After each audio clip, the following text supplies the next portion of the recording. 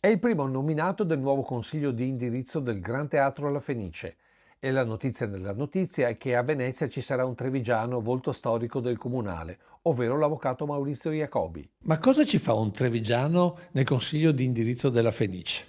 Dà l'indirizzo alla Fenice, questo fa ovviamente nell'interesse della Fenice e nell'interesse anche di chi mi ha nominato, che è la regione.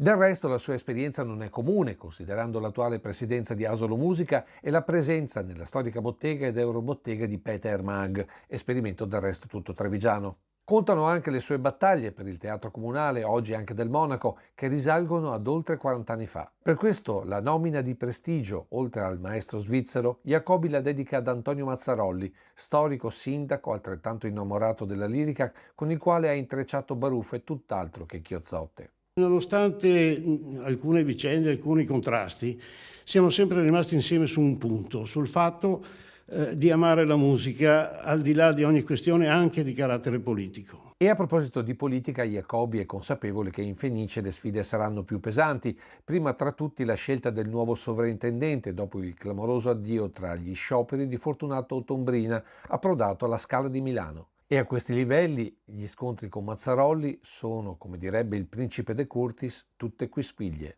Però pesa anche il fatto che lei è un avvocato di diritto del lavoro e con quello che sta succedendo adesso in Fenice. Ma spero proprio di non essere adoperato per questo, ma non si sa mai, adesso vedremo.